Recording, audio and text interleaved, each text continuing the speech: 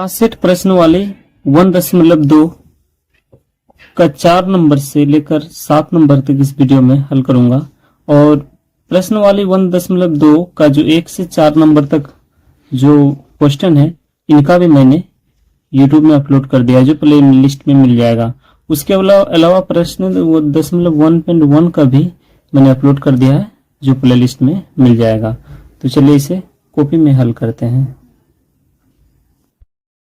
प्रश्न वाले 1.2 का 4 नंबर कह रहा है कि निम्नलिखित को सत्यापित कीजिए।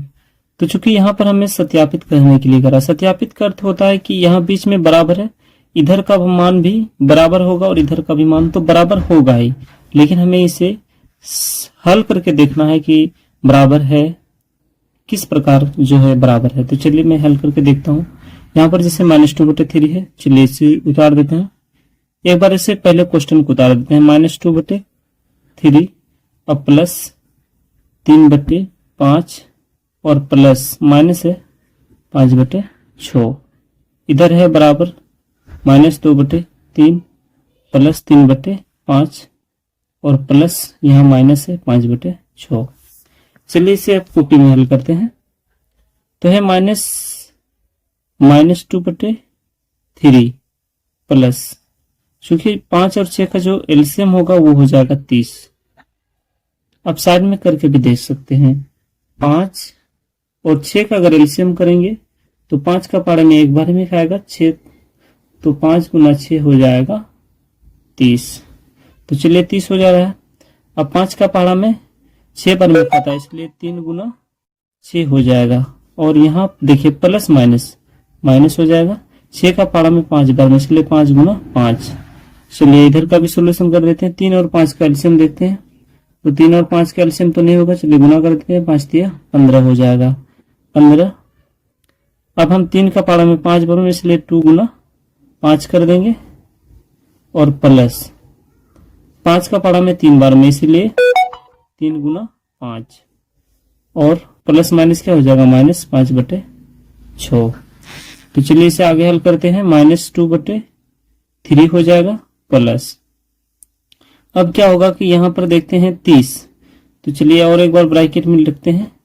30 हो जाएगा और 18 और माइनस हो जाएगा 25 बराबर, इधर हो जाएगा 5 दूना 10 और प्लस यहाँ पर चूंकि 5 था इसलिए 3 बार में होता, 3 होगा यहाँ से गुना, 3 तिया 9 बटे यहाँ पर हो जाएगा 15 -5 और आ जाएगा 6। अब हम देखते हैं क्या कि यहाँ पर -2/3 होगा और प्लस, चलिए प्लस ब्रैकेट में रखते हैं इसको। 18 में 7 25 मतलब 25 में 18 घटेगा तो -7 हो जाएगा 30 बराबर, इधर हो जाएगा 10 में 9 घटेगा यानी -1/15 और यहाँ पर है -5/6। अब हम क्या देखते हैं, ये तो प्लस माइनस माइनस हो ही जाएगा। तो 30 और 3 का एलसीएम करते हैं। तो करते हैं यहीं पर 30 और 3 का पढ़ा में 10 बार, 3 का 3, तो 30 ही इसका एलसीएम हो जाएगा। चलिए 30 लिख देते हैं। 3 का पढ़ा में 10 बार में, इसलिए -2 गुना 10 हो जाएगा, -2 गुना 10 हो जाएगा और यहाँ पर प्लस माइनस क्या हो जाएगा माइनस। 30 का पढ़ा में 1 होना, इसलिए 7 गुना 1। 15 और 6 का, तो 15 और 6 का भी एलसीएम करके देखते हैं। तो 3 का पढ़ा में 5 और 6 का 3 दूना 6, 5 दूना 10, 10 दिया 30 हो जाएगा ये भी। अब हम देखते हैं कि 15 का पारा में 2 बार में, इसलिए हो यहाँ पर हो जाएगा -1 गुना 2 और 6 का पारा में 5 बार में, इसलिए 5 गुना 5। चलिए इसे अब हल करते हैं। हो जाएगा -10 और यहाँ पर हो जाएगा -7/30, इधर हो जाएगा -2 और -25 20 हो जाएगा चूंकि, और यहाँ पर हो जाएगा 30। अब हम देखते हैं -20 और 7 हो जाएगा -27/30 और इधर भी हो जाएगा 25 और 2 -27/30। तो इस प्रकार देखते हैं कि दोनों तरफ का मान क्या है, बराबर है। दोनों तरफ का चूंकि मान जो है 27/30 आ गया, तो हम कह सकते हैं कि ये सत्यापित हुआ। इस प्रकार लिख देना है। अब बी नंबर देखते हैं। 3/4 है, -2/5 है। सबसे पहले इसे हम क्या करते हैं, एक बार उतार देते हैं। चलिए 3/4 4 और प्लस माइनस हम इसे लिख देते हैं, प्लस माइनस क्या हो जाएगा 2/5। अब हम देखते हैं यहाँ पर प्लस माइनस क्या हो जाएगा माइनस 7/10 बराबर 3/4 है प्लस से चूंकि, और यहाँ पर है माइनस 2/5, प्लस माइनस हो जाएगा माइनस 7/10। तो चलिए पहले ब्रैकेट का अंदर का हल कर लेते हैं। तो 4 और 20 का लघुत्तम हो जाएगा, चूंकि एलसीएम अगर करते हैं 4 और 5 का एलसीएम तो नहीं होगा, तो गुना कर देंगे। तो 4 और 5 का अगर गुना कर देंगे हो जाएगा 20। तो चलिए 20 हो जाएगा। 4 का पहाड़ा में 5 बार, इसलिए 3 गुना 5, 5 का पहाड़ा में 4 बार में, इसीलिए 4 ब्रैकेट में इसे रखते हैं माइनस 7/10। अब इधर हल करते हैं 3/4 प्लस है, चलिए 5 और 10 का एलसीएम, तो 5 और 10 का एलसीएम कर देते हैं तो हो जाएगा 5 का 5, 5 दूना 10, यानी 10 ही हो जाएगा इसका। 5 गुना 2 10, जो इसका जो एलसीएम हो जाएगा 10। अब 5 का पारा में 2 बार में, इसलिए -2 गुना 2, और 7 10 का पारा में 1 बार, इसलिए 7 गुना 1। अब इसे हम आगे हल करते हैं। यहाँ पर हो जाएगा 5 तिया 15 और 4 गुना 8/20। अब यहाँ पर -7/10 3/4 प्लस हम लिखेंगे 2 दुना हो जाएगा -4 और -7 बटे हो जाएगा 10। अब हम देखते हैं कि यहाँ पर है 15/8, तो 15 में अगर 8 जाता है तो बन जाएगा 7/20 और -7/10 बराबर 3/4, और यहाँ पर 7 और 4 जो दोनों माइनस में, इसलिए हो जाएगा -11/10। अब हम क्या करेंगे कि 20/10 और 4/10 का एलसीएम करते हैं। तो चलिए 20 और 10 का एलसीएम अगर करते हैं तो 2 का पहाड़ा से आ जाएगा 10, 5 और 5 दूना 10, 5 1 का 5, 5 दूना 10, 10 दूना 20 ही हो जाएगा। चलिए इसका 20 एलसीएम हो जाता है। तो 20 का पहाड़ा में 1 बार में, इसलिए 7 गुना 1, 10 का पहाड़ा में 2 बार में, 7 गुना 2। अब हम देखते हैं 4 और 10 का एलसीएम, तो यहीं पर कर देते हैं 4 और 10 का एलसीएम। 2 से 2 5, 5 दूना 10, 10 दूना 20 हो जाएगा। चलिए 4 का पहाड़ा में आ जाता है 5, इसलिए 3 गुना 5 माइनस 10 का पहाड़ा में 2 बार, इसलिए 11 गुना 2। अब हम देखते हैं आगे 7 का 7 और 7 दूना 14, चलिए यहाँ पर आ जाएगा 20। अब यहाँ देखते हैं 5 तिया 15 और 11 दूना 22/20। अब हम देखते हैं कि 7 प्लस में है 14 माइनस में है, तो हो जाएगा -7/20। इधर 15 प्लस में है और माइनस में 22, इसलिए यहाँ भी हो जाएगा 7/20। तो हम देखते हैं यहाँ पर भी दोनों तरफ का जो मान आया बराबर आया। तो इस प्रकार बी नंबर का जो है बी नंबर हल हुआ। तो हम यहाँ पर लिख देते हैं सत्यापित हुआ। तो 5 नंबर है योग के कर्म विनय तथा सहचर ये गुणों का उपयोग कर निम्नलिखित परिमेय संख्याओं के मान ज्ञात कीजिए। तो यहाँ पर कर्म विनय और सहचर ये गुणों का उपयोग करने के लिए कह रहा है, और इसे क्या करना है, मान निकालना है। तो चूंकि कर्म विनय में होता है क्या है कि जैसे प्लस में है, हम देखते हैं थोड़ा सा यहाँ पर साइड में, जैसे 3 और +2 है, हम इसे क्या करते हैं कर्म विनय में 2 + 3, तो दोनों का जो सोल्यूशन होता है वो 5 ही होता है। और सहचर में भी सेम इसी होता है, जैसे 3 + 2 + 3 है, हम इसे क्या कर सकते हैं कि इस तरह इसको ब्रैकेट में घेर देंगे, और इसी को 3 + 2 इसको ब्रैकेट में घेर देंगे और +3। हम इसका भी अगर हल करते हैं 3 2 5 या 3 क्या हो जाएगा 8, और यहाँ पर 3 2 5 और 3 ये भी 8 हो जाएगा। तो इस तरह ये हुआ कर्म विनय और सहचर विनय। ठीक है, तो हम क्या करेंगे कि कर्म विनय और सहचर विनय दोनों का उपयोग करके क्या करना है, इसे हल करना है। तो चूंकि हम क्या करेंगे, इस संख्या को लेंगे, एक संख्या छोड़ के इसको लिख देंगे, उसके बाद इस संख्या को लेंगे और इसको मिला देंगे, बस हो जाएगा यही। तो चलिए 3/5 प्लस करना है -11/5 को, और प्लस इसे क्या करना है ब्रैकेट के अंदर में घेर देना। चलिए ब्रैकेट में ले लेता हूँ, प्लस देना है बीच में। उसके बाद क्या होगा, इस संख्या को हम लिए, इसको लिए, अब क्या होगा 7/3 हो जाएगा, और प्लस क्या हो जाएगा 2/3, इसे भी ब्रैकेट के अंदर में घेर लेना है। अब हमें क्या करना है कि इसे सोल्यूशन करना है। तो 5 और 5 का एलसीएम जो है 5 ही होगा, इसीलिए 3 प्लस माइनस क्या हो जाएगा, -11। चलिए इस प्रकार हम लिख देते हैं, प्लस हो जाएगा यहाँ पर 3 का एलसीएम 3 हो जाएगा, 7 + 2। अब हम आगे से हल करते हैं, तो यहाँ पर हो जाएगा -8/5 और यहाँ पर आ जाएगा +7 2 9/3। अब इसे हम क्या करेंगे, एलसीएम ले लेते हैं 5 और 3 का। तो 5 और 3 का जो एलसीएम हो जाएगा वो 15 होगा। 5 का पड़ा में 8 × 3 और प्लस 3 का पड़ा में 5 बार में, इसलिए 9 × 5। अब हम देखते हैं इसे सॉल्यूशन करके, 8 × 24 हो जाएगा और प्लस 9 × 45 बट्टे हो जाएगा 15। अब हम क्या करेंगे, घटा देंगे। तो यहाँ पर देखेंगे कि 14 में 4 है और यहाँ पर है 5, यानी 14 में अगर 5 घटेगा, यहाँ पर 24 में हमें 45 घटाना, 45 में अगर 20 घटाते हैं तो मेरा आ जाता है 25 और 25 में और 4 घटा देना 21 आ जाएगा।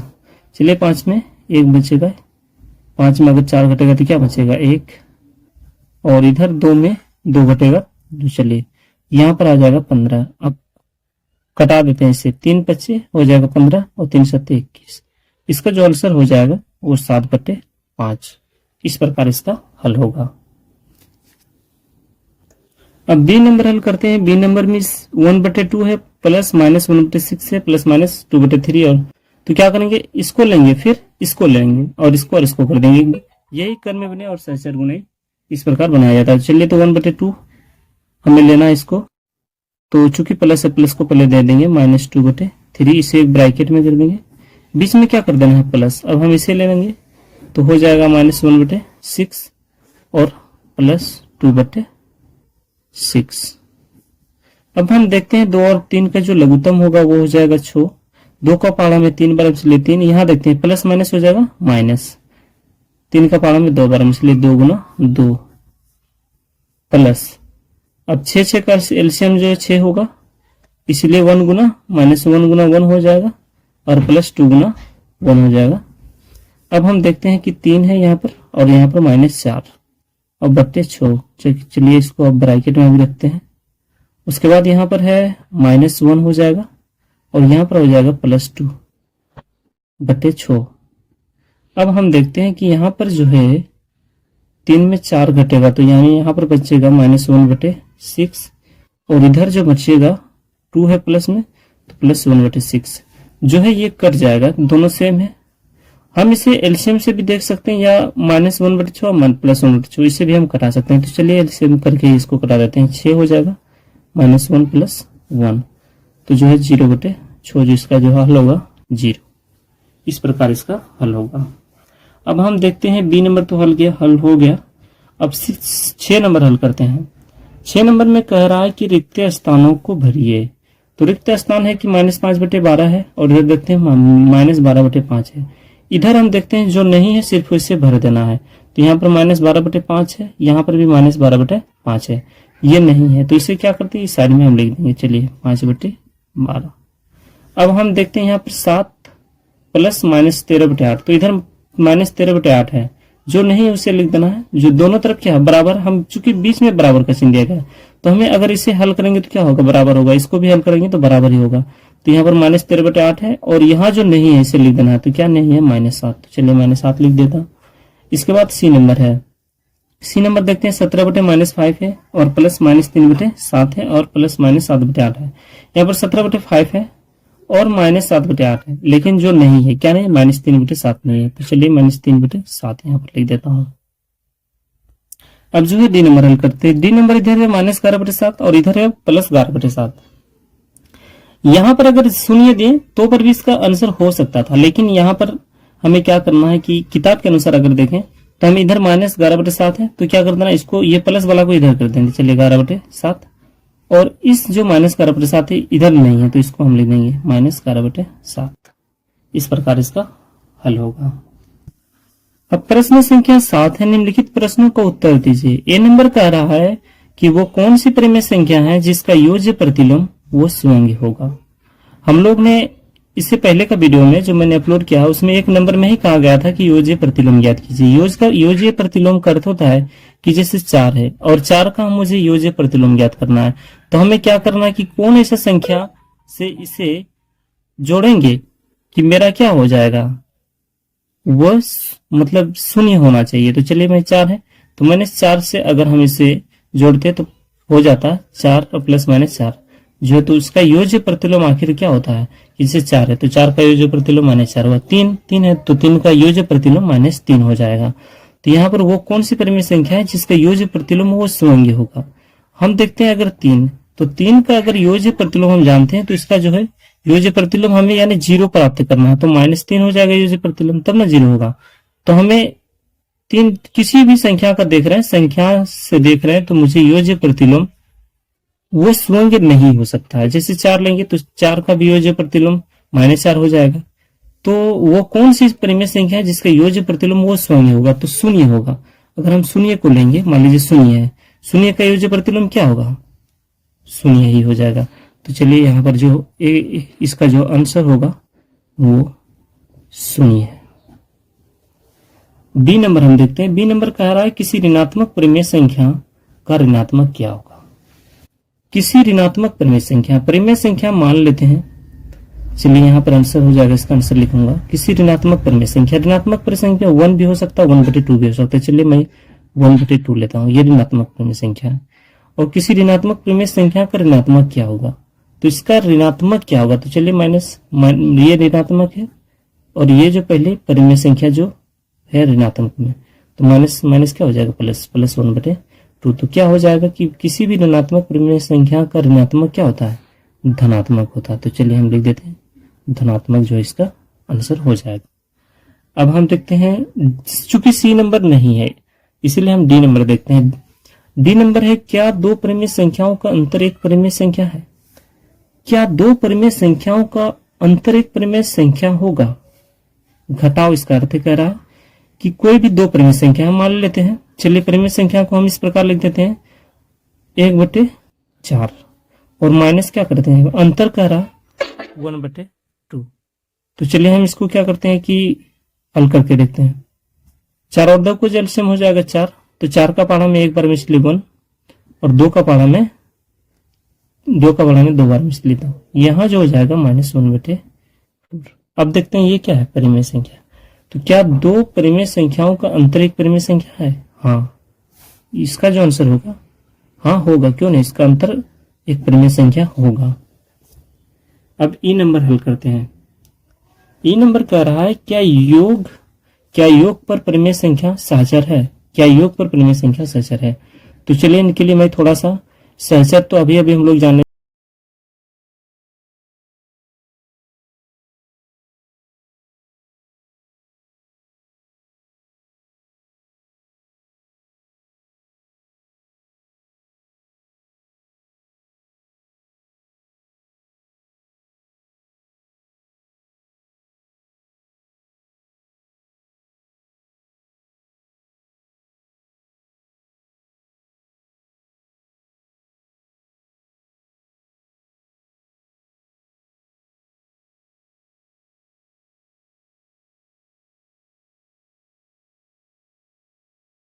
लगा 9, 3 2 5 और 4, ये भी क्या हो जाता 9। तो ये बता क्या योग पर परिमेय संख्या का सहचर है। परिमेय संख्या का, चूंकि ये तो परिमेय संख्या है तो इसका तो आंसर हाँ होगा, लेकिन चलिए किताब में दिखा देता हूँ। तो यहाँ पर कह रहा है कि सहचर्य गुण ए नंबर दिया गया है योग को सहचरता। तो जिस प्रकार हम देखते हैं कि 2/3 दिया गया है, -3/5 दिया गया, C/5/6 दिया गया है। तो इसे जो कैलकुलेशन किया गया है तो A + B + C हुआ है और ब्रैकेट A + B और C, ये साबित जो हुआ है। तो इसे हम देखते हैं कि इसका जो लास्ट हल क्या है। हम इस प्रकार किताब को देखते हैं, आप भी अपनी किताब में देख सकते हैं, यहाँ पर लास्ट में पढ़ते सकते हैं। अतः हम कह सकते हैं कि परिमेय संख्याओं के योग क्या होता है, सहचर्य होता है। तो वहां पर जो आंसर होगा वो, यहाँ पर जो कहा गया था क्या योग परिमेय संख्या का सहचर्य है, तो हमने अभी किताब में देखा क्या कि हाँ इसका जो योग पर सहचर होता है, इसलिए इसका जो आंसर होगा हाँ। चलिए अब आगे हम एफ नंबर देखते हैं। यहां पर रहा क्या योग के अंतर्गत परिमेय संख्याएं कर्म विनय है। योग के अंतर्गत परिमेय संख्या कर्म विनय है। तो चलिए परिमेय संख्या मान लेते हैं हम कोई भी, 4 है प्लस 2, तो इसे हम क्या सकते हैं 6 हो जाएगा इसका। लेकिन हम इसे यही कर्म विनय का अर्थ होता है कि इसको अलग तरह से लिखना, जैसे पहले हम लिख देते हैं 2 और प्लस 4, तो ये भी क्या हो जाएगा 6। इसमें तो लग रहा है कि हाँ ये तो कर्म विनय होगा, योग के अंदर कर्म विनय होगा, लेकिन थोड़ा इसे भी किताब में देख लेते हैं।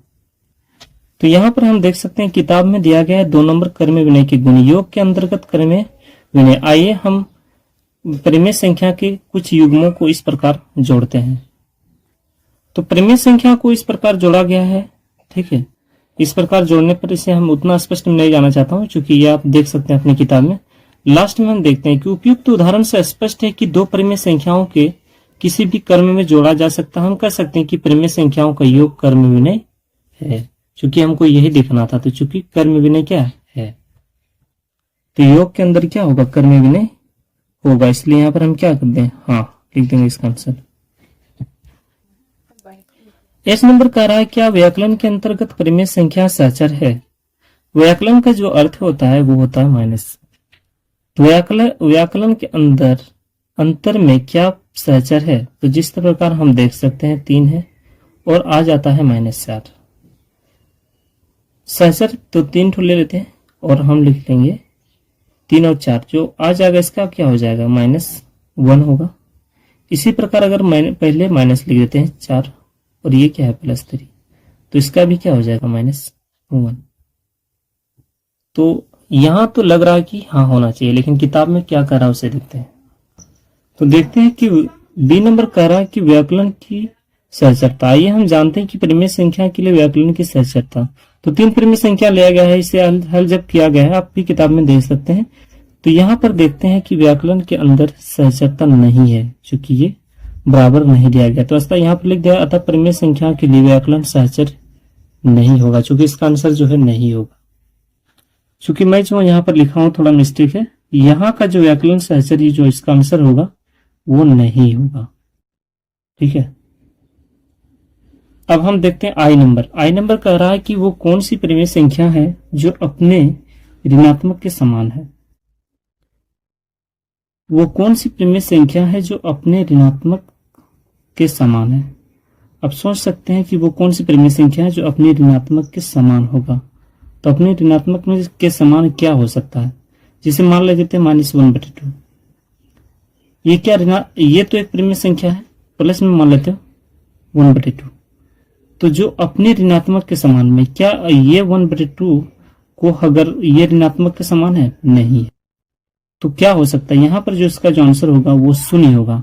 शून्य, चाहे उसे शून्य लिखने के बाद हम इसे धनात्मक के समान या ऋणात्मक के समान परिमेय संख्या कर सकते हैं, चूंकि शून्य भी एक परिमेय संख्या है, क्योंकि इसके नीचे हम 1 दे सकते हैं। तो ये शून्य होगा जो ऋणात्मक के समान होगा। चलिए जे नंबर सोल्यूशन करते हैं। जे नंबर कह रहा है कि परिमेय संख्या के लिए योज्य तत्सम क्या होगा, तत्समक क्या होगा। तो चूंकि चलिए मैं इसे किताब में थोड़ा देख लेता हूँ, किताब में जान लेते हैं। तो ये है 4 नंबर कह रहा है कि योज्य तत्सम। हम जानते हैं कि पूर्ण संख्याओं में शून्य अगर जोड़ा जाए तो फिर भी वो पूर्ण संख्या ही होगा। तो पूर्ण संख्या में अगर शून्य हम जोड़ देते हैं फिर भी वो क्या होगा, पूर्ण संख्या होगा। क्या हम तथ्य परिमेय संख्याओं के भी सत्य हैं। तो चलिए मैं यहाँ पर जो परिमेय संख्याओं के लिए योज्य तत्सम कहा गया था, जैसे 3 है, 3 में अगर हम शून्य जोड़ देते हैं वो क्या हो जाएगा 3, मिसाल के तौर पे -3 है, और इसमें भी अगर जोड़ेंगे तो क्या हो जाएगा 3 हो जाएगा। तो शून्य क्या होगा, एक परिमेय संख्याओं का योज्य तत्समक होगा। तो यहाँ पर हम लिख देते हैं इसका जो आंसर होगा क्या होगा, शून्य। अब जी नंबर थोड़ा छूट गया था। जी नंबर क्या कह रहा था कि क्या व्याकरण के अंतर्गत परिमेय संख्या कर्म विनय है। तो कर्म विनय के अंतर्गत में हम देख लेते हैं कि क्या कह रहा है किताब में। जिस प्रकार हम देखते हैं कि व्याकरण के अंतर्गत कर्म विनय, क्या परिमेय संख्याओं के लिए व्याकरण के अंतर्गत, आइए हम जांच करके देखने के बाद हमें यह लग रहा है कि नहीं, उपयुक्त सारणी में स्पष्ट परिमेय संख्याओं के व्याकरण कर्म विनय नहीं है। तो कर्म विनय जो व्याकरण के अंदर अगर माइनस में हम देखते हैं तो ये नहीं होगा, ठीक है। तो व्याकरण के अंतर्गत क्या होगा, कर्म विनय नहीं होगा।